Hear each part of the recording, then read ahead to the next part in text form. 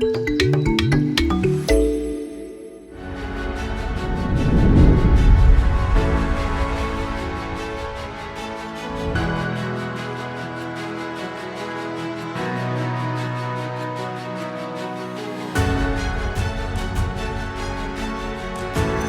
great honor, I would like to invite His Royal Highness, the Regent of Pahang, Crown Prince of Pahang, Tengku Hassanal Ibrahim, Shah Ibni Al-Sultan Abdullah, Ri'ayatuddin, Al-Mustafa Billah Shah to deliver the summit's closing remarks. Good evening. As we come to conclude the historic first Pahang Tiger Summit, I am filled with a sense of pride and hope. I would like to firstly commend my state government of Pahang for upholding my wish for the gazettement of the Al-Sultan Abdullah Royal Tiger Reserve, as well as to congratulate to every single person in this room for being present at this glorious summit. This summit has brought together global tiger leaders, conservationists, scientists and stakeholders united by a common cause: the preservation and protection of our endangered Malayan tigers. I believe the key learnings from this summit serve as a guidepost for the future of tiger conservation. First and foremost, we must recognize the urgency for our mission. Now it is time to channel our collective energy and commitment into tangible actions that will ensure the preservation of this iconic species for generations to come. We now understand the magnitude of the challenges we face, the fact that the Malayan tiger population has dwindled to about 150 individuals. Time is not a luxury we can afford anymore. We are confronted with the stark reality we can no longer afford to remain complacent. It is imperative that we rise above mere words and rhetoric and translate our aspirations into proactive actions that will drive meaningful change. Our learning that has emerged is the need for a holistic conservation approach. We need a whole of society approach. Protecting the Malayan tiger is not just about safeguarding the individual species, but also preserving the habitat and the delicate balance of ecosystem that it depends on. We must work together to secure and expand protected areas, prevent deforestation, and restore degraded landscapes to provide the Malayan tiger with the space and resources which it requires to thrive. Ladies and gentlemen, we must recognize the crucial role of communities living alongside the Malayan tiger. These communities are not only stakeholders, they are integral partners in conservation efforts.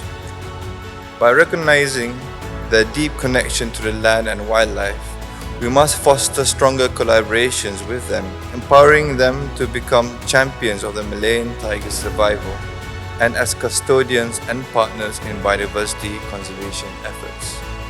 These communities share their home with the Malayan tiger, and their cooperation and support are indispensable.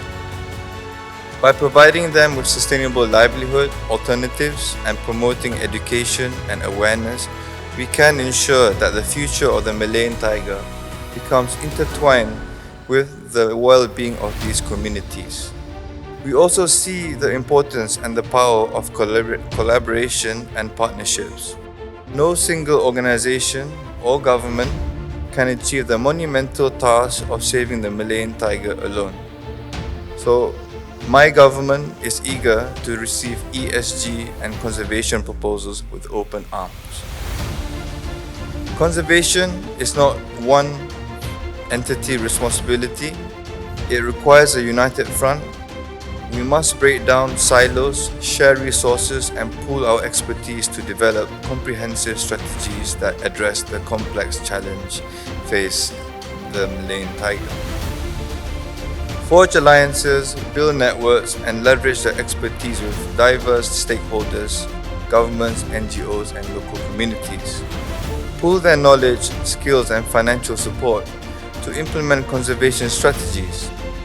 Only through effective collaboration can we leverage our collective strengths and maximize our impacts.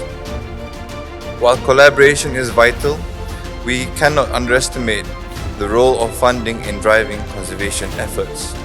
Inadequate financial resources will impede the implementation of initiatives that protect tiger habitats, combat poaching, and raise awareness.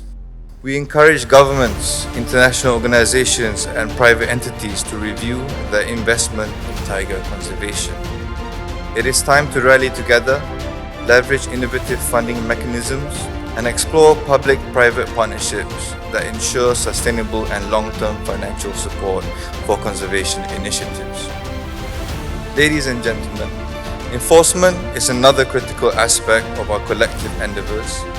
We must strengthen and rigorously enforce wildlife protection laws, ensuring that those engaged in poaching or illegal wildlife trade face severe consequences. Simultaneously, we must enhance our surveillance systems. Technology, research, and scientific innovation are powerful allies and provide the cutting edge in our plight to save the Malayan tiger. By bolstering our enforcement efforts, we send a strong message that wildlife crimes will not be tolerated.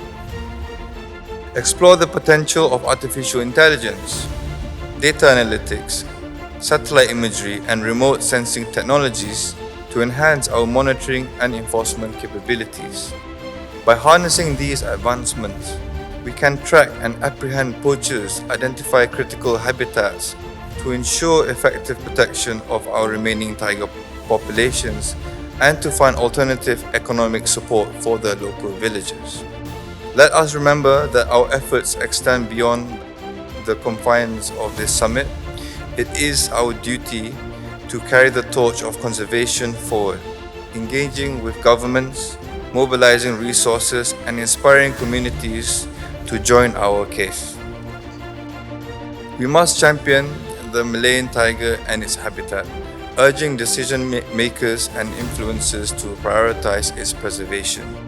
Together, we can make a difference, ensuring that the future generations inherit a world where the Malayan tiger thrives, an enduring symbol of nature's beauty and resilience.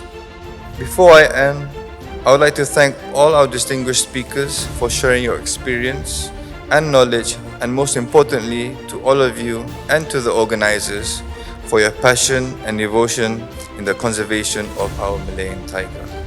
Thank you all. Wabillahi taufiq wal hidayah. Wassalamualaikum warahmatullahi wabarakatuh.